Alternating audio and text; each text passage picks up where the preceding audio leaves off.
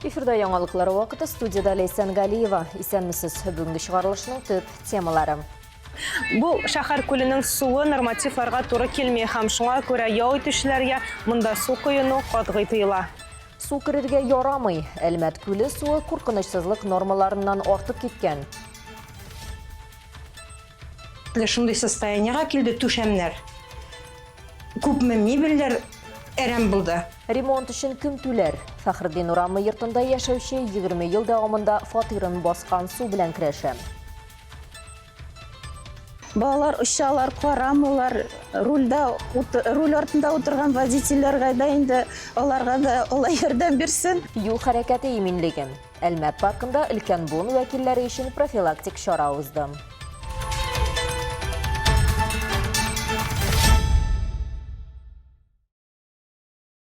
Быйыл җәй сезонында Әлмәттә бердән бер су коену урыны билгеләнгән иде. Ул да булса Әлмәт шәһәр күле. 17 июньнән башлап анда да йөзү рәсми рәвештә тыела. Мондый карарны кулланучылар хокукларын яклау һәм кеше иминлеге өлкәсендә күзәтчелек буенча федераль хезмәт белгечләре чираттагы су анализларын алганнан соң кабул итте. Лаборатория тикшерүләре куркынычсызлык күрсәткечләренең рөхсәт ителгән нормалардан артып китүен күрсәтте.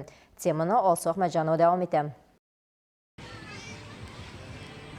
Шәһәр пляжы җәйге яу итү өчен уңай урын. Беренчедән, ул шәһәр үзәгендә урнашкан. Икенчедән, халыкка барлык җайламалары бар. Ашау урыннары да каралган. Әмма суының торышы бүген начар. Су коенырга катгый тыела дигән табличкалар шәһәр пляжының берничә урында урнаштырылган. Бүгеннән башлап бу шәһәр күленең суы нормативларга туры килмей һәм шуңа күрә яу итүчеләргә монда су коену катгый тыела. Су буенда яу итәргә яратучыларны бу карар әлбәттә шатландырмый. Кемдер тыюларга карамастан су керүен дәвам итә. А где у нас еще можно искупаться? Ә кайда су койнырга ярыйсың ул бездә? Башка урын булмагач керә инде халык. Рөхсәт ителгән урыннар булса шунда барыр идек. Юк бит. Яңа төзекләндерелгән шәһәр күлендә дә шушы ук хәл инде. Су пычрак. Кажется, и водохранилище такая же грязная вода. Су санитар нормаларга туры килмәгән очракта кискен ишәк инфекциялары, шулай ук төрле паразитлар белән зарарлану куркынычы арта ди белгечләр. Моннан тыш пычранган су тирегә эләккәндә көчле аллергик реакциялар тудырырга мөмкин. Бу очракта балалар аеруча зыян күрергә мөмкин, чөнки алар еш кына коену вакытында очраклы рәвештә су йотарга мөмкиннәр. Роспотребнадзор белгечләре Әлмәттә яшәүчеләрне үзләрен сак тотарга һәм күлдәге су процедураларыннан вакытлыча баш тартырга өнди. Әмма йөзү сезонын ябу пляжга барырга ярамый дигән сүз түгел. Барлык җир өсте инфраструктурасы эшләвен дәвам итә. Воркаут зоналар, пляж волейболы мәйданчыклары, зумба буенча ачык дәресләр әлмәтләрне көтә. Су янында яу итәргә һәм спорт белән шөгыльләнергә мөмкин. Иң мөһиме суга кермәскә. Белгечләр су анализын даими тикшереп торачаклар. Күрсәткечләр нормага килгәч тыю алыначак дип вәгъдә бирделәр. Алсу Ахмәтҗанова, Алия Моратова, Яңалыклар вакыты, Луч, Әлмәт телекомпаниясе.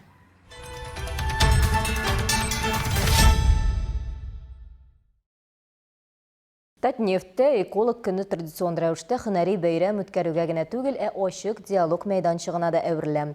Быел форум нефть югары мәктәбендә узды һәм компания экологларын, тармак ветераннарын, хакимият органнары вәкилләрен, мәгариф җәмәгатьчелеген, волонтерларны һәм студентларны берләштерде. Очрашуның төп темасы тотрыклы үсеш булды. Катнашучылар дәүләт, сәнгать, фән һәм җәмгыять көчләрен берләштерүне таләп итә торган бурыч турында фикер алышты. Моннан тыш компаниянең абсолют эколидер исеменә ия булган оешма да аталды. Пленар утырышны ачканда ук Татнефть генераль директорының сәнәгать куркынычсызлыгы хезмәтне саклау һәм экология буенча урынбасары Азат Хәбибрахманов экологларның роле даими үсүен ассызыклады. На сегодняшний день сама профессия эколога она еще более становится значимой. Көннән-көн эколог һөнәре тагын әһәмиятлерәк була бара. Белгечләргә тагын да күбрәк белергә, тагын да компетентлырак булырга кирәк. Юнәлеш киңәя. Әгәр элегрәк экологик юнәлеш ул технологик хезмәтләр белән оператив хезмәттәшлек булса, хәзер инде һөнәр белгечләренең декарбонизация, климат күзлегеннән стратегик юнәлештә дә белемнәре булуы кирәк икәнен күрәбез. Сейчас уже и новые направления сильно развиваются, это экономика замкнутого цикла, ну и так далее, и так далее. Спикерларның төп хәбәрләре бизнесның әйләнә-тирә мөхитне кайгырту гомуми концепциясе белән берләштерелде. Татнефть компаниясе өчен мондый алым күптән инде корпоратив мәдәниятның бер өлеше. Экологик җаваплылык эшчәнлекнең һәр этабына яңа объектлар проектлаудан алып инновацион технологияләр кертүгә һәм бизнесның яңа юнәлешләрен үстерүгә кадәр кертелгән. 2025 елда гына да табигатьне саклау чараларына, экологик иминлекне тәэмин итүгә һәм табигать ресурсларына нәтиҗәле файдалануга 17 миллиард 400 миллион сум акча юнәлдерелә. Бүген компания әйләнә-тирә мөхиткә йогынтыны киметүгә, ресурслардан рациональ файдалануга һәм ябык цикллы икътисадны үстерүгә юнәлдерелгән проектларны эзлекле рәвештә гамәлгә ашыра. Нәкъ менә шушы тема форумда үзәк урынны алды.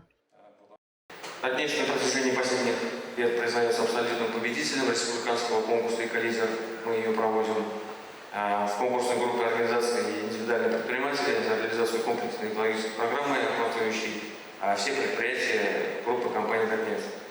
Компания также стабильно занимает призовые места в номинациях охраны водных ресурсов, охраны атмосферного воздуха и лучший проект в сфере экологической безопасности. Форум бүлекләү тантанасы белән тәмамланды. Татарстан экология министрлыгы Татнефтьнең экологик өлкәсенә керткән системалы эшенә югары бәя бирде. Чиста мирас олимпиадасы яшь буында табигатькә җаваплы мөнәсәбәт формалаштыруда мөһим адым икәнен ассызыклады. Компания хезмәткәрләре экологик тәрбия буенча башкарган эшләре өчен рәхмәт хатлары белән бүләкләнде. Шулай ук корпоратив экологик рейтингта җиңүчеләрнең исемнәре билгеле булды. Табигатьне саклау эшчәнлеге өлкәсендә югары нәтиҗәләргә Татнефтегаз переработка идарәсе, Татнефть Самара, Тольятти Каучук, Татнефть добыча структур бүлекчәсе, УПТЖ для ППД һәм Танека ирешә. Ел йомгаклары буенча абсолют эколидер исеме Тольятти Каучук компаниясенә бирелә. Очень приятно быть частью большой семьи, работать в большой компании. Мы учимся, развиваемся, смотрим на наших коллег, поэтому вот эта вот награда – это заслуженная такой финал, наверное, результат системной работы всего коллектива. Результат этой награды – это работа комплексная в части сокращения выброса парниковых газов, загрязняющих веществ, ну а также реализованных проектов, в том числе климатических. Фикер алышканнан соң катнашчылар энергияны нәтиҗәле кулланучы Актүбә бистәсендә экскурсия белән булдылар.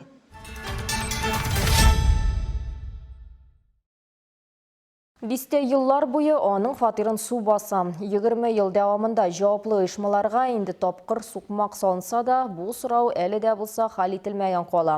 Фәхреддин урамы 54 адресы буенча яшәүчеләрнең берничә ел рәттән су басу сәбәпле бозылган фатирын ремонтлау өчен кем түләр? Бу сорауга җавапны безнең иҗат төркеме эзли. Зинфира Габдрахманова бу фатирда берничә дистә ел яши. 20 ел дәвамында бу фатирда тынычлык күрми. Чөнки язын көзен җәйге көчле яңгырлардан соң аларны су баса. Идарәче оешмага мөрәҗәгать итүдән файда булмады дип сөйли бүген ялгыз яшәүче ханым. Ремонт ясап китәләр, типа елда плотниклар.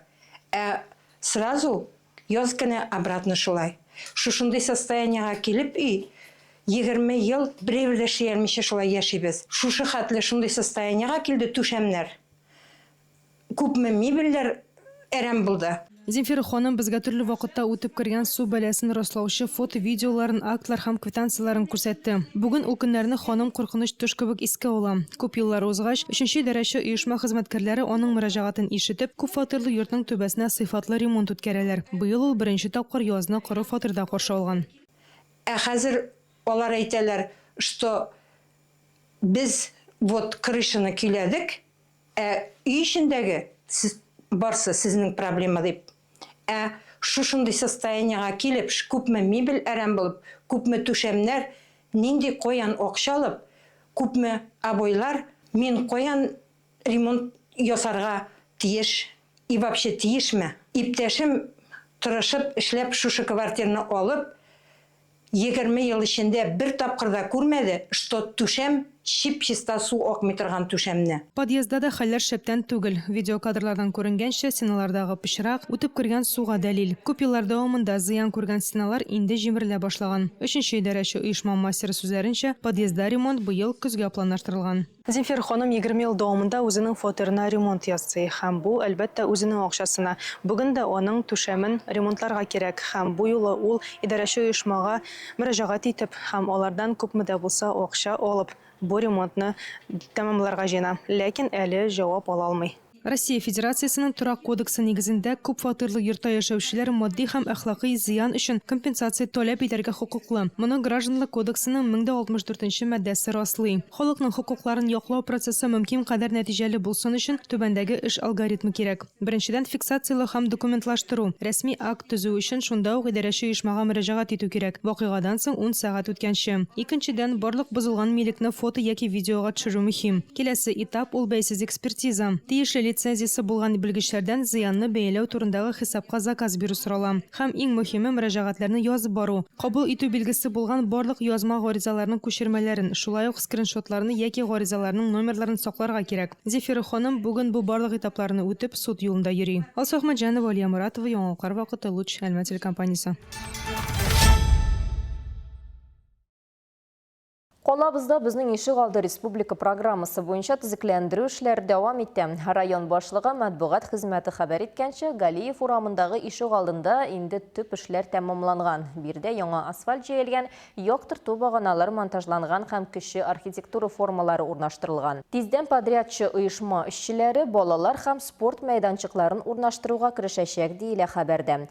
Безнең ишек алды программасын Татарстан рәисе Рөстәм Миңнеханов башлап җибәрде. 5 ел эчендә Әлмәт районында 351 ишек алды үзгәртеп корылган. Быелга планга тагын 24 өй яны территориясе кергән. Эшләр график буенча алып барыла.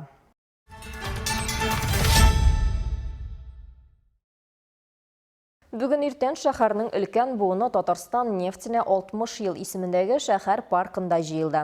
Юл хәрәкәте иминлеге оешмасы вәкилләре дәүләт автоинспекциясе белән берлектә озын гомерлеккә юл дигән чара үткәрде. Аның максаты еш кына аныкларына күз колак булган әби бабайларга сәламәт яшәү рәвеше һәм юлларда куркынычсызлык турында искә төшерү.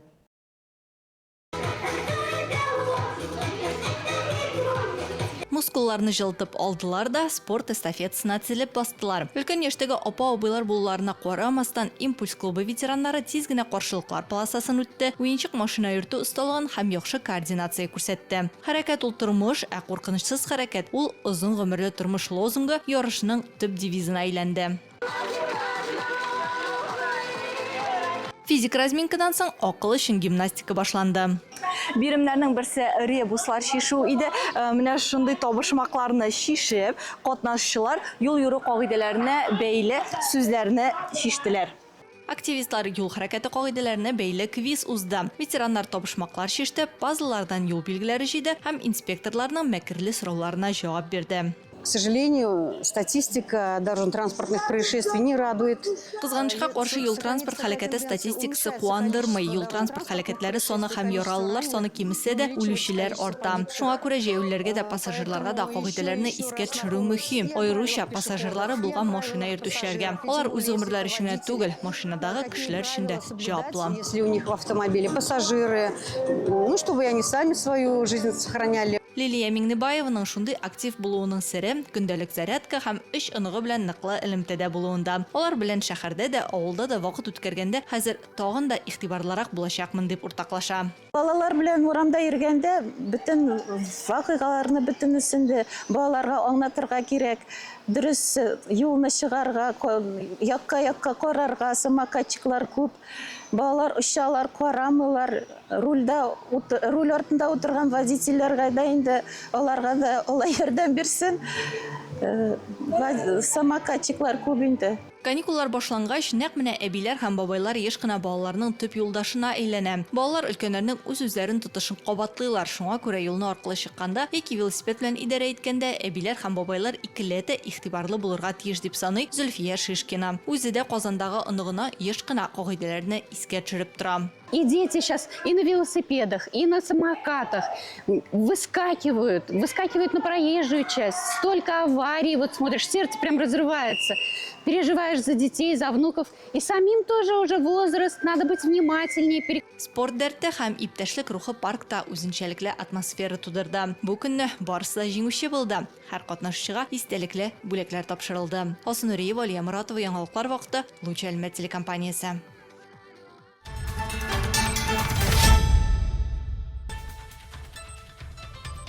Hürmetli tomoshachilarimiz, яңалыклар чыгарылышының туры трансляциясын сез ВКонтакте социаль шилтәренә кіріп, Луч Әлмәт төркемендә сәгать кичке 7-дә карый аласыз.